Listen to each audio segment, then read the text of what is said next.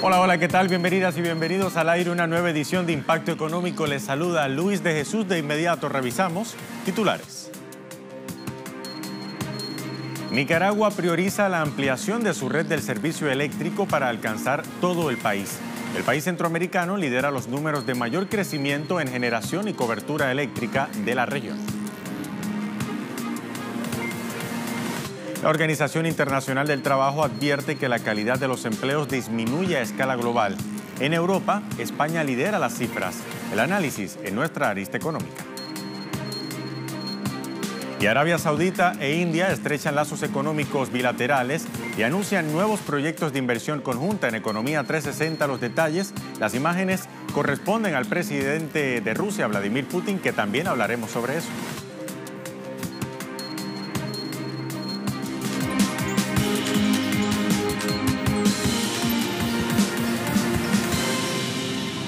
Con América Latina en perspectiva, damos inicio a esta edición de Impacto Económico. El actual gobierno nicaragüense mantiene entre sus prioridades ampliar la red del servicio eléctrico en todo el país.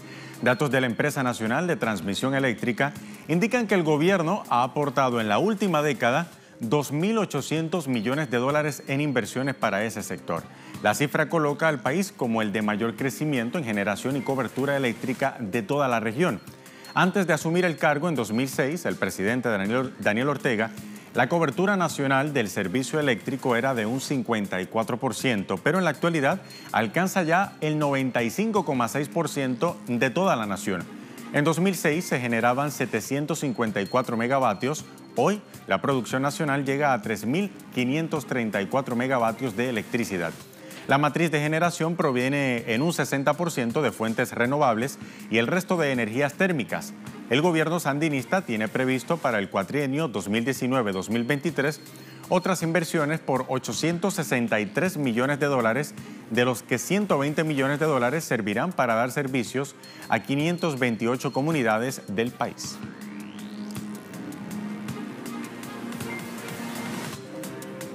El presidente de Venezuela, Nicolás Maduro, encabezó este miércoles una jornada de trabajo productivo desde el complejo agroindustrial Ezequiel Zamora en la población de Yare, en el estado Miranda. Desde allí reiteró sus denuncias sobre el boicot económico que tiene Estados Unidos contra Venezuela y lo que hay también detrás de la supuesta ayuda humanitaria. Nos secuestran 30.000 millones de dólares, que hay que ver la magnitud de 30.000 millones de dólares. 30.000 millones de dólares tenemos secuestrados por parte del imperialismo. Ese dinero le hace falta a Venezuela, sin lugar a dudas. Pero yo les puedo decir, nos los tienen secuestrados, pero ni secuestrándonos ese dinero van a parar la marcha del desarrollo y la recuperación de Venezuela. Tenemos los recursos para seguir avanzando. Tenemos el dinero. ¿Haremos un sacrificio? Claro que lo haremos, pero haremos el esfuerzo de expandirnos.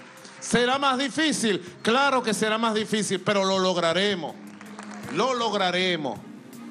Y después recuperaremos ese dinero y más. Y tendremos más riqueza. Nos roban 30.000 millones y ofrecen 20 millones. En otro tema, la automotriz estadounidense Ford anunció el cierre de una de sus plantas en Brasil, muy a pesar de la postura de brazos abiertos a las transnacionales del actual gobierno de Jair Bolsonaro. Vamos a ampliar la información y las razones para ese cierre. La automotriz AFP Ford anunció su retirada del negocio de camiones pesados comerciales en la región, cerrando una planta en Brasil que emplea a 2.800 trabajadores.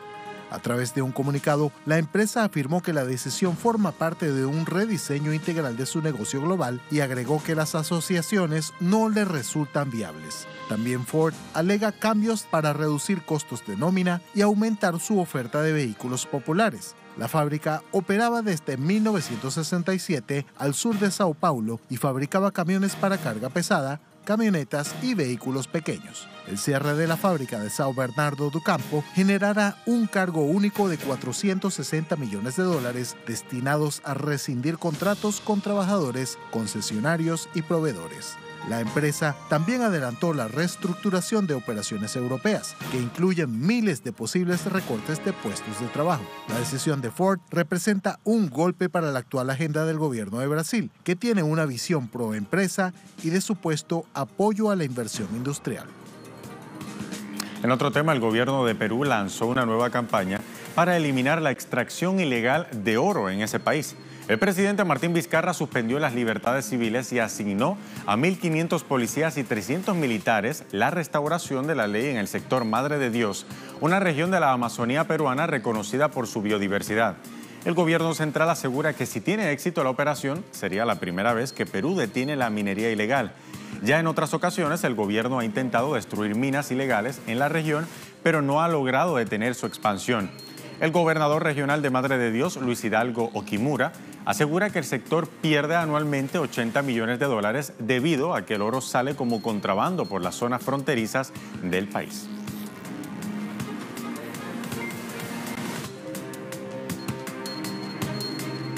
Y campesinos de Paraguay exigen al gobierno de Mario Abdo Benítez aplicar verdaderas políticas públicas en favor de ese sector.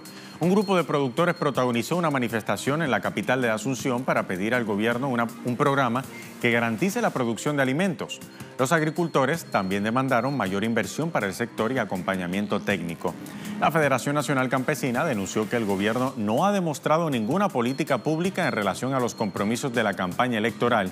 Y asimismo, los campesinos presentaron al Ejecutivo un proyecto para mejorar la producción de 6.700 agricultores que precisan una inversión de 33 millones de dólares para los próximos 5 años.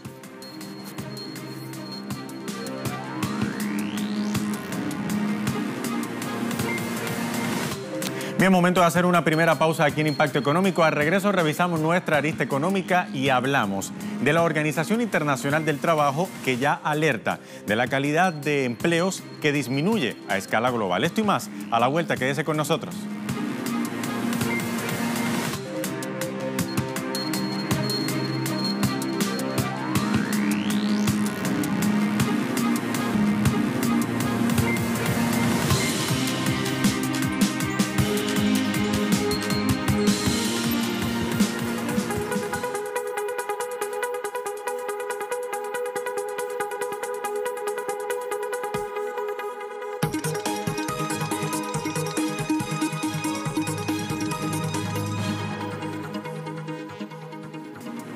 La Organización Internacional del Trabajo advierte que la calidad de los empleos disminuye a escala global. En su informe anual indicó que el progreso global en la lucha contra el desempleo y la brecha laboral de género se ha estancado al tiempo que la calidad de los empleos empeora. Vamos a ver el panorama.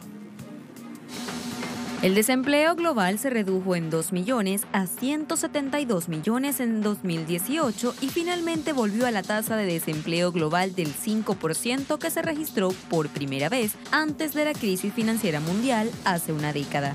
Se espera que la tasa mejore a 4,9% este año y se mantenga en ese nivel hasta 2022. Sin embargo, la cifra enmascara algunas tendencias preocupantes según la Organización Internacional del Trabajo. En su informe anual aseveró que 2.000 millones de personas, o el 61% de la fuerza laboral mundial, tenían empleos informales, trabajos típicamente vulnerables con bajos salarios y sin protección social.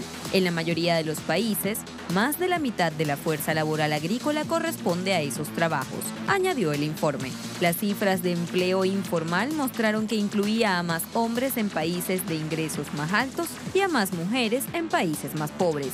En general, las mujeres tenían menos probabilidades de estar en el mercado laboral mundial, con una tasa de participación de la fuerza laboral del 48% en comparación con el 75% de los hombres.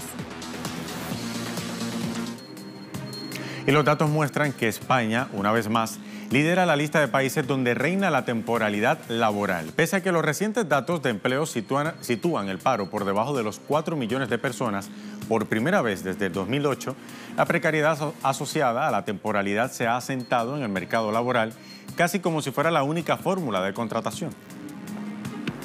La Organización Internacional del Trabajo señala a España por el aumento del porcentaje de trabajadores temporales respecto al total en los últimos años en su informe anual sobre perspectivas sociales del empleo mundial. El análisis regional de Europa, con datos de 18 países, sitúa a España como el país con un mayor peso de los contratos temporales de menor duración, los inferiores a los 6 meses. El porcentaje de España se sitúa cerca del 60% del total de contratos temporales.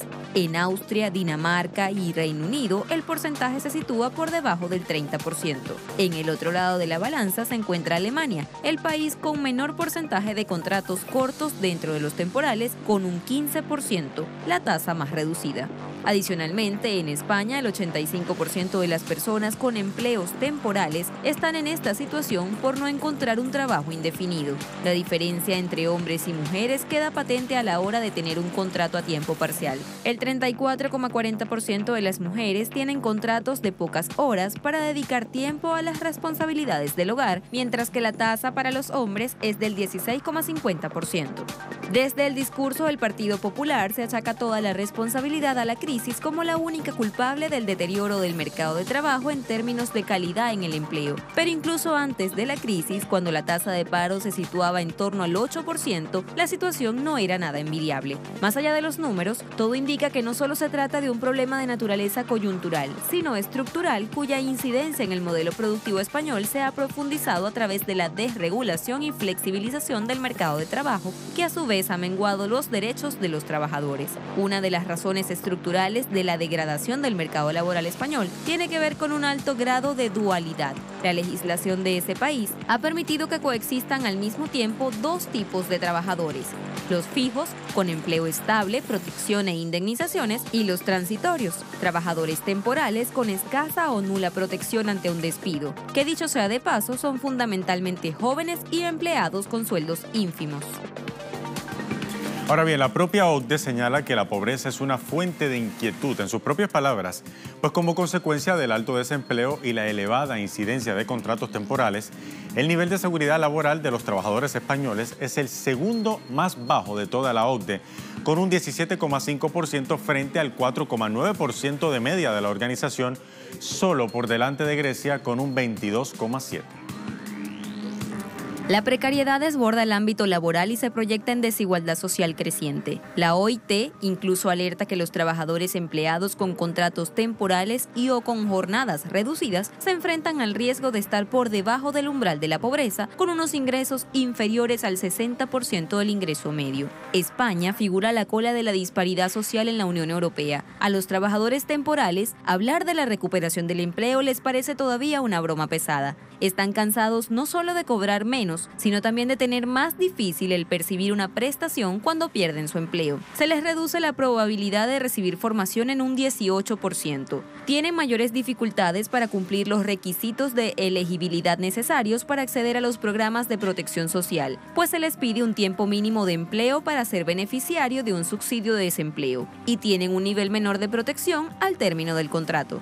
Ante ello, la Unión General de Trabajadores de España defiende que es preciso reponer los derechos de la clase trabajadora y derogar en su totalidad la reforma laboral de 2012, porque solo ha conseguido degradar las condiciones laborales. Argumenta que es imprescindible impulsar la demanda para afianzar el crecimiento económico, para lo que es fundamental que crezcan las rentas del trabajo, desde los salarios hasta las pensiones. Recalca que es necesario apostar por un cambio de modelo productivo basado en una política industrial de Estado, en innovación, formación y conocimiento, y que genere empleos de calidad, reduciendo las desigualdades y la pobreza. Unidos Podemos, por su parte, plantea cambiar la ley que regula el acceso y la duración de las prestaciones de desempleo en el trabajo a tiempo parcial para establecer un único sistema de cálculo que sea igual para los trabajadores a tiempo completo y a tiempo parcial.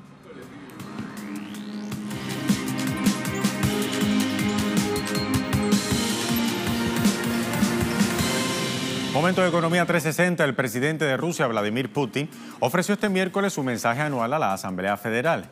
En ella destacó las gestiones para elevar el nivel de vida de los rusos como una de las principales metas de su gobierno, para lo que el Ejecutivo ahora garantizará el crecimiento de la economía rusa.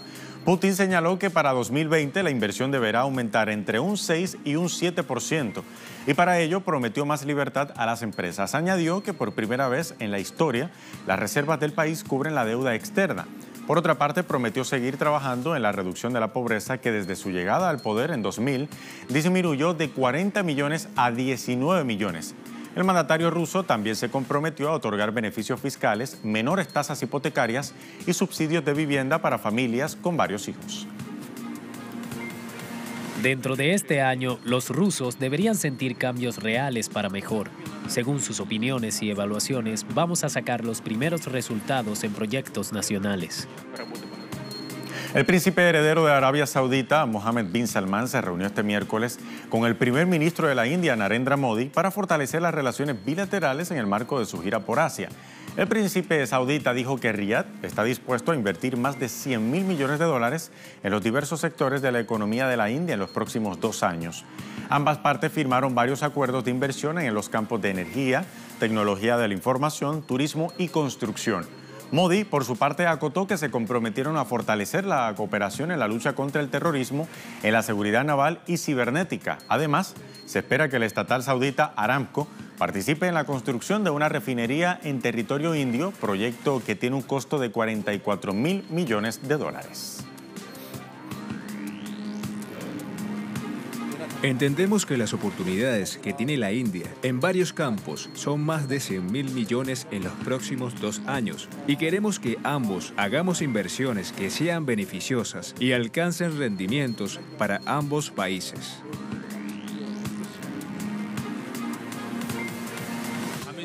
También acordamos que una mayor cooperación bilateral en las áreas de antiterrorismo, seguridad naval y seguridad cibernética será beneficiosa para ambos países.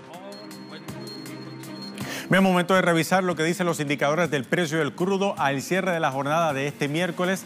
Iniciamos como de costumbre con el barril intermedio de Texas WTI, que marcó hoy 56,92%, se encuentra al alza con 1,5% frente a la jornada anterior. Revisamos entonces el barril del Brent de referencia en Europa, que marca hoy 66,34 dólares, subió 0,10% frente a la jornada anterior. Y finalizamos entonces con el crudo venezolano, que marca hoy 381,53 yuanes.